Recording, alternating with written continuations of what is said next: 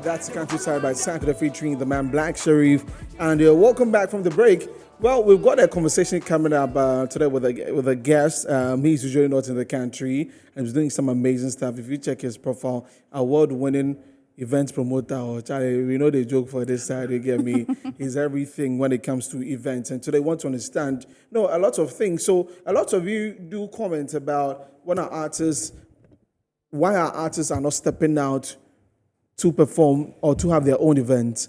And then there's always the conversation about sometimes the events being cancelled. What exactly happens? Sometimes people also complain that the auditoriums are small. Can't they do the bigger auditoriums and all of that? But this gentleman will help us understand some of the things that happens outside of the country when it comes to events, so that if you're an artist listening or you're in that space listening, you know what to do. So Julian is here, who is our guest, but he loves to be called JAGONZY, and he's here with us. Good afternoon. Good afternoon. Yeah, I was saying that finally. We tried to get this man on Zoom always, but finally he is here in the studio. You look good though. Thanks, man. You're dressing, I know it comes small. So, how long have you been doing this? Wow. I would say 10 years. 10 years plus. Yeah. Okay. Yeah. And what has the journey been? Did you start in Ghana and moved on to the States, or you've been doing that the States ever funny since? enough, I've actually started in the States. Okay. Yeah, so I went to high school here. After high school, when I moved to the States, I actually started doing comedy. Yes, and through comedy, I got to, meet, a lot of people in the industry. Okay. And, I just felt like around that time with the followers that I had and the fan base, I could have actually do something, better than, just comedy. Okay. And at that time, like Siknasike around that time. So I had to switch gears a little bit, and I entered promotions. And since then, it's just been... It's been nice, eh? I'll say it's okay. It could be better, but, it's been a rough journey, though. I mean, today I saw a post. Was it Christianes? I want to Christianes, right? Yeah. A post where he says that event organizers, you want to organize an event, and your own people are calling you about free tickets. People call you for free tickets. It's there. Sometimes you have friends, that are in the game, and sometimes it hurts because you do an event, you put in so much money. And the same friends that you want them to support wants to enter for free, So at the end of the day, I can say, and I say, but it's there. But since it's part of it, do you make room for that? Oh, yeah. Okay. Yeah. Okay. You have some colleagues in the game that are also actually helping you, promote the event. You can't do it alone. Okay. So you don't expect them to also help, and at the same time, you want them to also, pay. It has to make sense, it's business. So. Yeah. You've been out there for quite a while, as you've mentioned, putting together events, promoting events, especially for arts here. Usually, when an artist wants to have an event done out there, what are some of the things that you think that needs to be the basic responsibilities that management or whoever is in charge needs to do, even from this place, and then connect with you who is there to be able to help do that? Yeah, so, this conversation, I'm glad that we're actually, talking about, like this topic, right? It's a lot, both players on each side need to do, their homework even before leaving Ghana, to come play a show on the other side. I always say this, even in Ghana, how many of our artists do you actually see them doing kind of like a regional tour? Okay. See, if it's not maybe Accra, and I say via Kumasi, you don't see them actually going to maybe the Volta region, the Cape Coast, and all these places. So if you're not able to conquer all these places, what shows that you can do that. You can do it. So home support is always needed before you move. As a promoter, like I said, it's business. A promoter will always or mostly want to go with somebody who is hot. Somebody who, at the end of the day, if I pay you this amount of money, I know that when I fly you and do all these stuff, I'll be able to also do what, make my money in return. Yeah. Over the years, just to support the culture, we've been actually doing it for free, just to push, like I said, agenda, because Our colleagues are doing it. The Nigerians are doing it. Everybody's doing it. So like, why not? But over the years, we the promoters have also learned that some of these artists, we do all this stuff, and it's like, look, the thing is, I'm a promoter, so whatever that I say, of course, the artist. That's why sometimes I always wish that when we're having conversations like this, we have promoters on one side, we have the artists on one side, then we all have a conversation because even the managers. The managers, because sometimes I feel like there needs to be some kind of education. Okay. And I think we are missing that. We like that one. Oh, the promoters are saying this on the other side. Artists is saying this. Managers are saying this. How do we fix this? So I'll be here and say this, right? And everybody's like, oh, because he's a promoter, right? But think about it. We live in the States. I can choose to do an event or not, and I'll still be okay because I already have my job that I'm doing. If we decide to actually take the promotional job like a full-time job, trust me, we won't be able to even survive in that country. Wow. Is that bad? Yeah, because look at it, the whole of this year, how many Ghanaian artists have you actually seen coming to the States? To even do a tour or even play a show. So if that's what we are actually really going to depend on, how are we going to survive? So sometimes, as much as it is, we do it to support the culture, to just push the agenda. So say, right? So I'm going to say this. We don't really make much playing our artists, right? Like you asked the question, why is it that some of the artists are like, why are we not doing bigger venues? And we are doing smaller venues. Trust me, I can go get the biggest venue. That's what I wish. Like who doesn't want our artists to be on top? I want that. But the question is, if I go give you a 60,000 capacity venue, will you be able to sell it, right? It's not the promoter's job to fill those seats. Sometimes what they don't understand. I think that's what people don't know. Yeah. Because mind you, the promoter, it's funny because the promoter is booking you because he knows that you'll be able to fill that. Really? If I do a flyer and I put your name on it and I know that, hey, this one is going to perform. Sarkodie is going to perform, Stoneboy, whatever it is, he's bringing something on the table. You don't expect, but with us, it's the other way around. You're paying the artist, you're also still doing the work to bring people in there. So sometimes we start with the smaller venues because at the end of the day, it's like based on research and numbers, streams, and all those kind of stuff. And like I always say, because you've blown in Ghana, doesn't mean you've blown out there. And I say this a lot because, mind you, when you go to the States, it's a diverse, crowd. Yeah. It's like in Ghana, when you say Ghana, 90%, 95% of the people that are going to be there are Ghanaians. You go to a state like Minnesota, which that's where I'm from, it's a little bit of everything. You have Ghanaians. Some states you even go there, we don't even have Ghanaians. Some you have less Ghanaians. Yes, Ghanaians. So if you bring an artist to a place like Minnesota, not on your artist is huge or big, how are you going to pull 2,000, 3,000?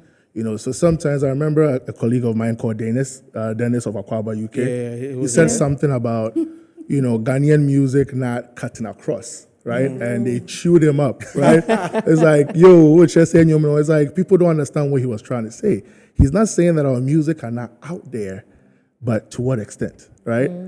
It's like our whole, but it's not really out there. So we need to do music that can cut across. So that it's not just understood by just Ghanaians. Just Ghanaians. Okay. So music cut across. So what does it take for an artist to do a show outside? Like what do you mean? Okay, so you are a promoter. Yeah. If an artist maybe contacts you through Instagram or through an acquaintance and says that he wants to do a tour in US, what does it take? Is it money or following or a hit song? It could actually be all the stuff that you mentioned, right? It could be following, but mind you, you can actually go on the artist page and he has 3 million followers, right? That's a lot. But mind you, if all the 3 million followers are people from Ghana, you get what I'm saying? Okay. True. You get what I'm saying? So as a promoter, we look at, a lot of factors, right? Yeah. It could actually be an artist who has even less than 1 million followers, but he can bring, people, right? It could also be money. Like I said, it's business. Sometimes we've played artists where they don't have a fan base, like a big fan base. They don't have a hit song, but we still sit down because the idea is not just to play the big artists, it's to play Ghanaian artists and African artists. So sometimes you have an artist who is upcoming, but it has to make sense. If you want to come to the States, you have to do paperwork. We have to do this. We have to pay for flights. We have to do this. We have artists that they'll pay, so it just depends on who the artist is, what is on the table at that particular moment, So based on the factors that you said, all of it can be the reason why a promoter will want to, play an artist. Yeah. Comparing to others, I Yes. don't want to mention names, but then Just comparing mention. to others, how often do they organize events? Our artists? No, our artists, like our Ghanaian artists, Yes. we are all from Africa. Yes. We are trying to go international. Yes. So we come to people like yourself Yes. to help us have international shows. Yes. How often do others who are not Ghanaians? Just mention your name. The way they will come at us on YouTube. Okay, so how often do, let's No, say, they do. or even the South Africans? They do. Okay. The Nigerians come funny enough, I've played a couple of Nigerian artists, and the stress behind it is really less, right? Okay. Oh. I think, like I always say, it's all about what you want as an artist, and we've been trying to tell our artists that, Charlie, let's just work, because sometimes I work with a Nigerian who would just, hit me up and be like, Jagonzy, let's just work. Let's just work. And we work. And the numbers the numbers that these boys will bring you, even in ticket sales, I'm not going to mention a name, but I played this one artist. I had an all-white party, right? 1 week before the show, he messaged me, my DM, it's like, oh, I'm going to be in your city, right? I have this radio interview going on. So it just happens that I'm going to be in the city the same time that you are doing this event. So if you can put me on. So I look at this artist, I'm like, hey, how do you go get money? Can't give this artist. And it's just 1 week before the show. So I was like, no disrespect, but I won't be able to, afford, because we've already put logistics, everything is just a week to the show. It's like, just, tell me, just offer me something. I was like, I don't even know. It's like, cool, you just put me on the flyer, I'll just come. Wow. So I he gave me his picture, put a flyer on, and I just posted it, and tickets were just... You don't want to mention name. No. Mention a name, but I understand. The person is Nigerian. Yes. But you see, let's go to the A-list, B-list, C-list. If you say A-list, at least I'll get a fair idea. This artist is... Okay, so this artist, I would say, used to be an A-list artist. Okay, I'm getting Because- it. But now B. I'll say B. He's not hot like he used to be. Used to be, but then Yes. there are a But I was couple of still able to names sell coming in out, my like- head. The first person came into my head, the one Nicole, but it's okay. Okay. All right. Yeah, Now but go on. sometimes, like you said, our artists don't understand. Mm-hmm. And we need people like yourself to make them understand because the world is evolving and it's moving so fast. And the others are taking an advantage Mm-hmm. of it. I don't even understand. Today, David is doing this. Tomorrow, Whiskey is doing David is going to Madison Square Garden next year. Medical also wants to go to O2 Yeah, Indigo Indigo. next year. Indigo, yeah. For someone like that, like what is the vision like for someone like Medical? Because we are all rallying, we've all rallied our supports behind him that he has to succeed. Because when he does it and he breaks something, it gives others, it boosts their confidence that he can do it. So for someone like Medical, how are things looking? How can he get the people there? I'll never say it's never possible. It is possible. One thing you also have to understand that when you travel outside, it's different markets, right? So this is in UK. I don't live in UK. Okay. I'm in the US. US. So the US market is totally different from how the UK Market is, yeah. Stoneboy has done it in UK before, so why not Medical, The question is, what groundswork is he doing? Okay. I'm not there. The groundswork. groundswork, When you say groundswork, do you mean like traditional mainstream? Everything. Everything. It's like as a promoter, I still do the old school kind of stuff, even though we Okay. have social media. I still hand out flyers. I still go to African markets, posting it on, anywhere that you can share that info that people are going to get in the building, you do it, right? So the grounds work is like, are you talking to the right promoters? Yeah. Okay. Are you getting your own people involved? It's like our people are always like, Menko, I'm doing my things. Ghana for Nigeria for yes, I do.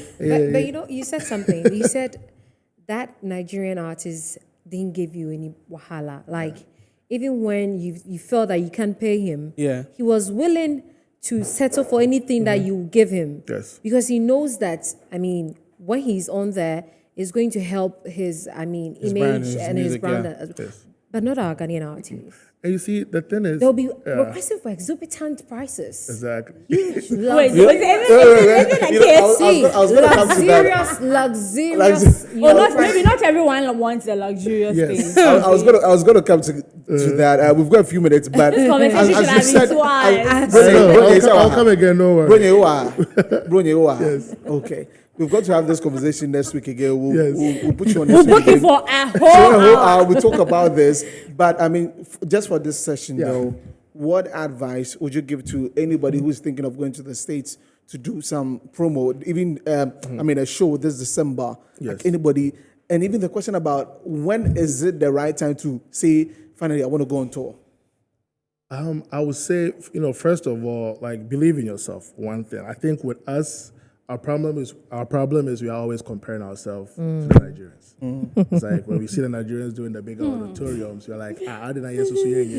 But you haven't asked yourself this question: that can you fill out that place? Yeah. So believe in yourself, work on your numbers. Like, you are home, fix home first. Some artists, and I'm not even done a regional tour. I'm not saying they should do, but you get where I'm coming from, right? Fix home before you decide to travel, because on the other side, you might be an A artist here, but when you get to the States, they don't even see you as an A artist. So that means there's a lot of work, to be done. And not just the artists, we the promoters too as well. We are also trying to find means and ways to make things easier, to push, to make things, easier for both of us. So, yeah. All right, Jagonzi, thank you very much. Next week we have a date, so if you've got something, make you slash about for now. So, it's been brilliant hearing all of this from you. First-hand info, amazing. So that's Julian Esedu, a.k.a. Jagonzi, award-winning events promoter, and